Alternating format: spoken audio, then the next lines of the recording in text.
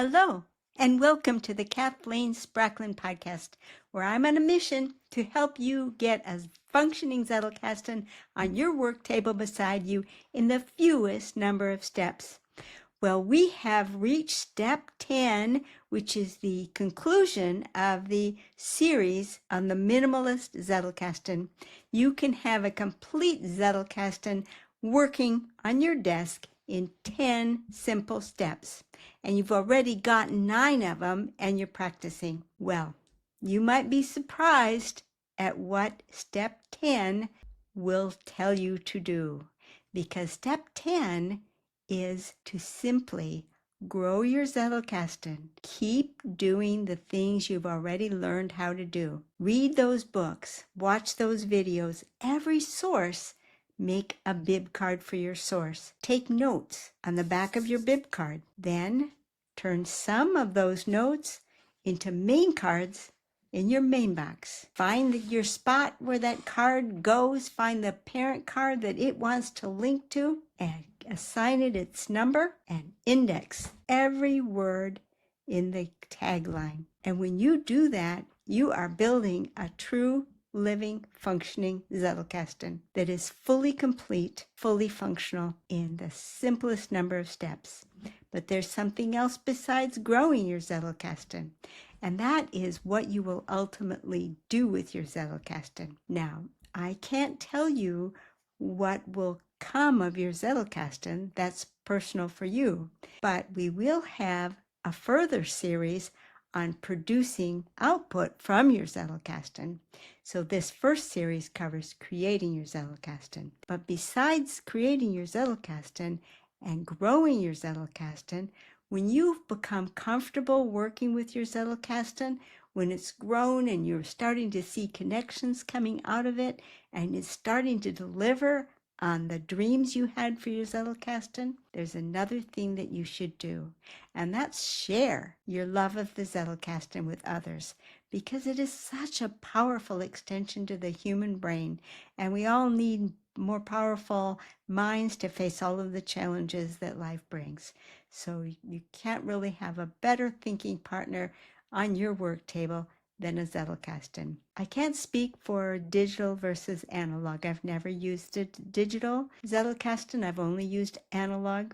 But I do know that when I write out my main cards, when I index each key word in my tagline, and when I make those taglines active representations of the cards, what I find happens is that those cards become embedded in my mind, and they become tools that I can think with. And the more different thoughts that you can think with, the more powerful your mental associations can become. So I recommend the Zettelkasten very highly.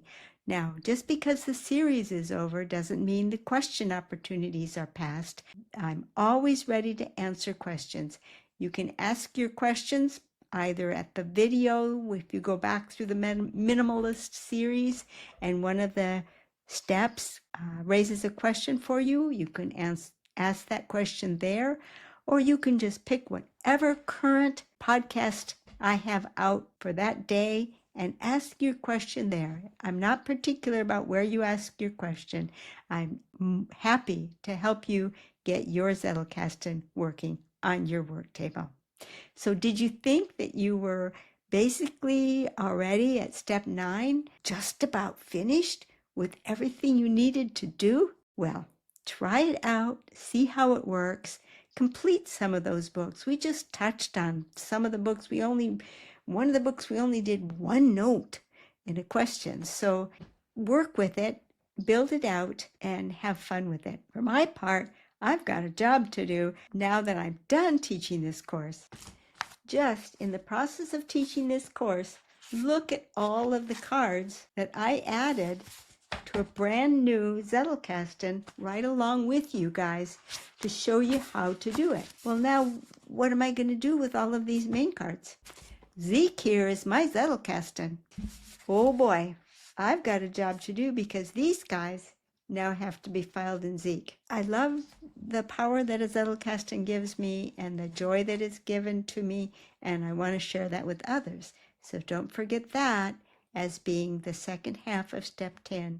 When you start feeling comfortable with your Zettelkasten and you're starting to feel the joy of having one, share it. And if you have your own YouTube channel where you teach the Zettelkasten, send me a link.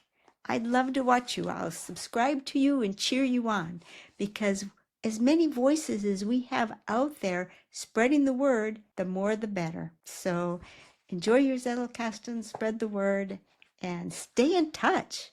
And if you'd like to know, also, I am in the process of writing a book on the Zettelkasten, and it's going to cover the Zettelkasten Beyond Your Wildest Dreams, which, to create a minimalist Zettelkasten, I made a lot of choices for you so that we could keep the steps simple and avoid overthinking. Now, once you're really comfortable with that, if you want an exposure to all of the gamut of choices that could have been offered to you in the process of creating your Zettelkasten, you might be interested in the book that I'm working on, which is on the Zettelkasten Beyond Your Wildest Dreams, which goes to the opposite extreme and offers all of the choices that can very greatly customize a Zettelkasten and make it specific for certain uses. So that is a series that's in preparation. If you'd like to keep on the mailing list on that, every once in a while I shoot off a note on how that's coming. You can sign up for that on my website. Here's the address if you're interested. Well, I hope you've enjoyed the Minimalist series. Let me know how it's gone for you in the comments. I'd love to know how you're doing. And I guess most podcasters say, please like and subscribe. I don't usually say that kind of thing every day.